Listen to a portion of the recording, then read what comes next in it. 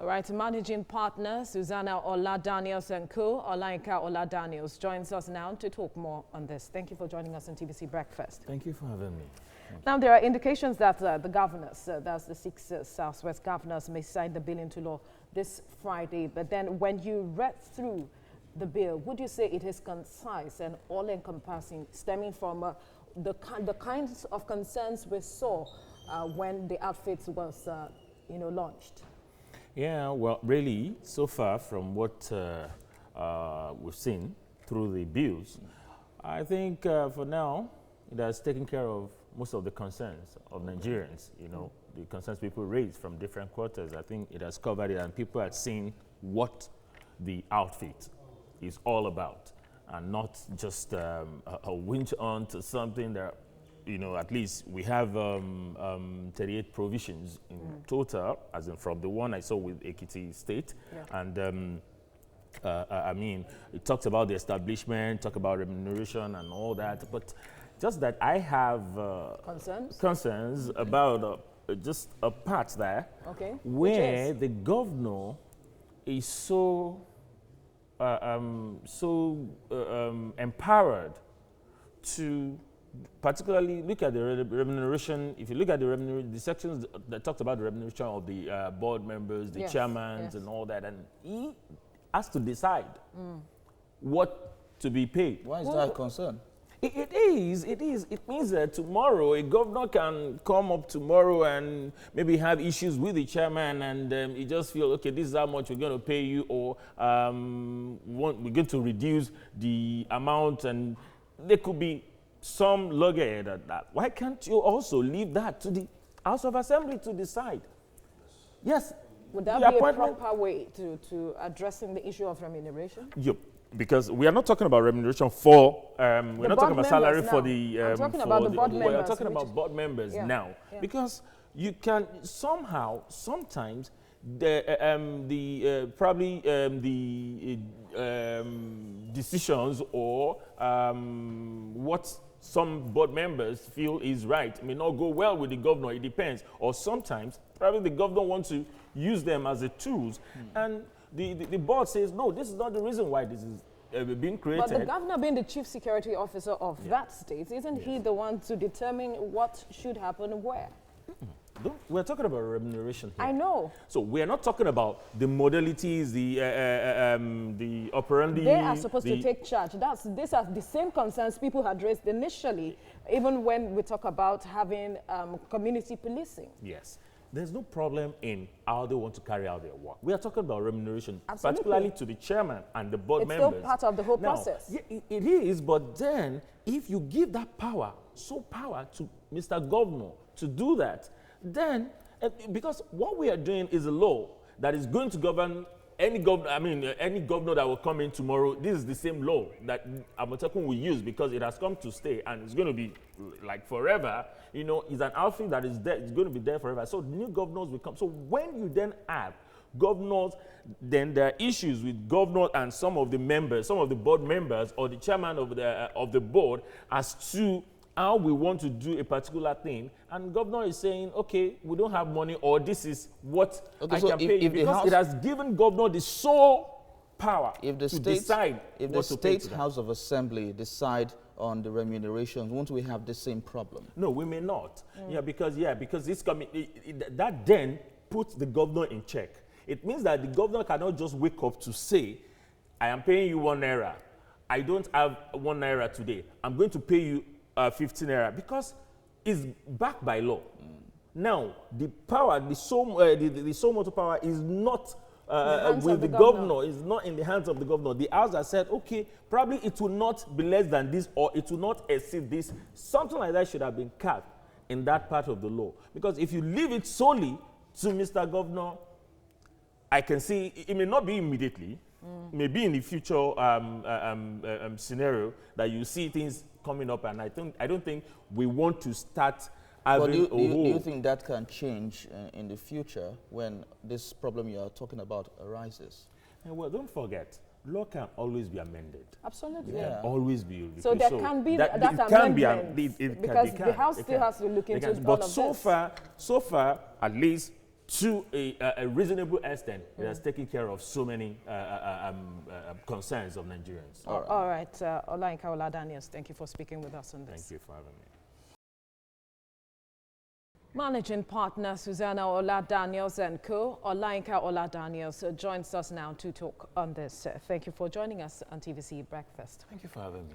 Now let's take a closer look at the bill. And I'd like to begin with the powers of the Amotekun Corps, which here states that the Amotekun Corps shall, subject to approval of the Inspector General of Police, have the power to bear licensed arms in performance of its duties and as may be incidental to the operation of its objectives under the law.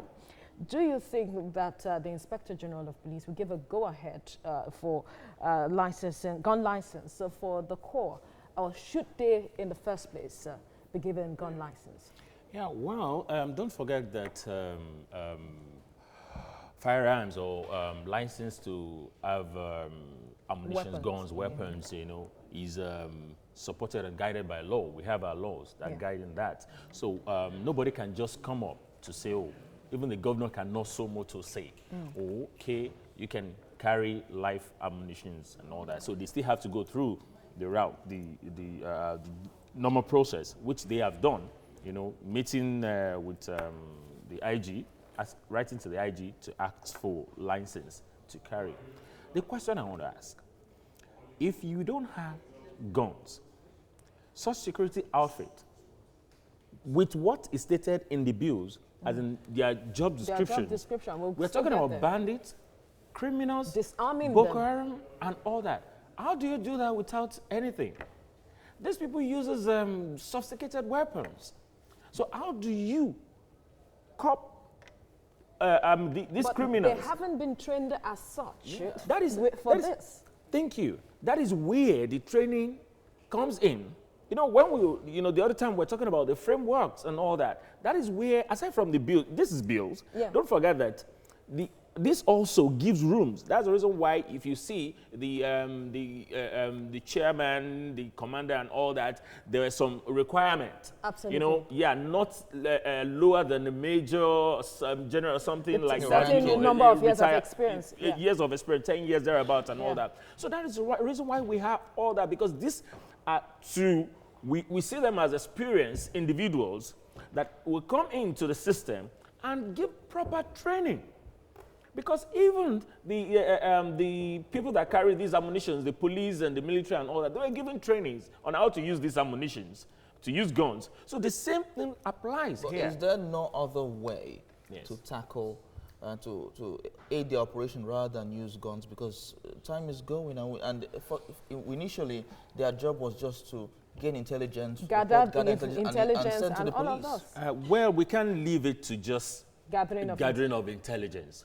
Because I'm sure you need to see what is happening. Thank God that we are this part of the world. The people at the other side, the northeast and the rest of them, the Kaduna, the interior of the south or the Ondo and all that, they won't say what we are saying. Because there's no how you just say yes, don't forget that these people are working together with the police. And also, I do not see IG declining because this is to complement his own job.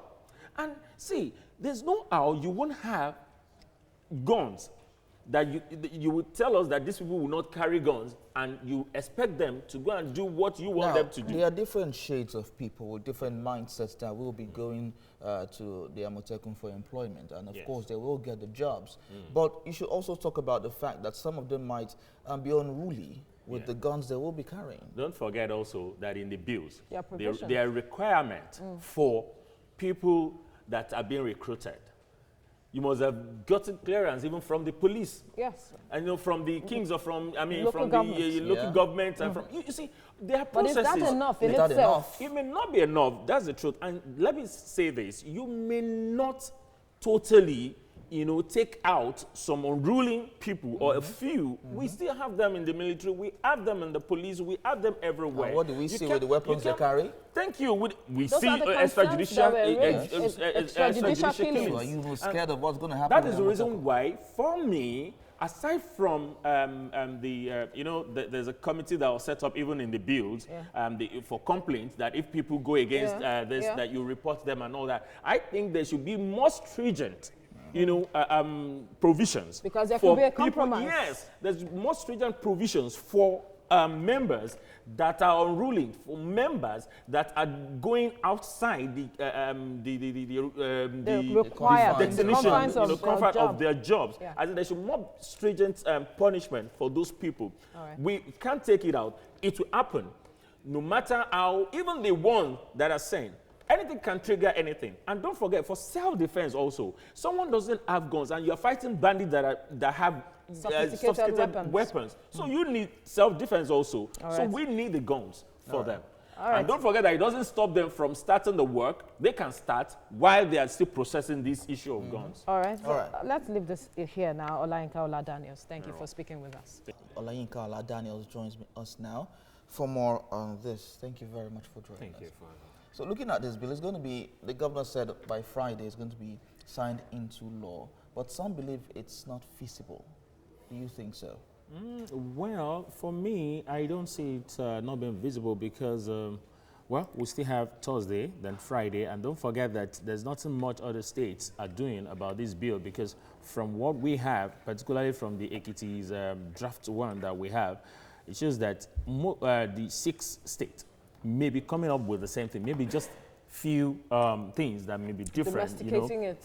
Like that, domesticating it to their own peculiar, system in their own state. I think that may just be the only have to do thing. that. It's Friday. Today's Wednesday. Yeah, because right now, already we have a draft as of yesterday, and you don't know, maybe by today, the other 5 states would have done, because I think we have one of the states have gotten. Yeah, because we have the Attorney General of most of these Southwest states, best of lawyers we have around, the Oyelowo, the Oyewo, the Gbolahan, Adenira, and the rest of them. They're best, Wale Fakunda, they're best of lawyers we have around. So you shouldn't take them anything about it, and I'm sure that has been done.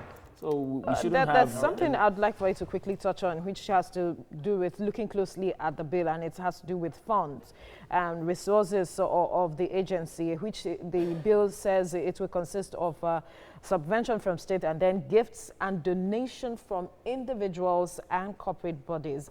Do you have concerns that, individuals giving gifts to security outfits like this, how concerning don't you think there could be a compromise along the way?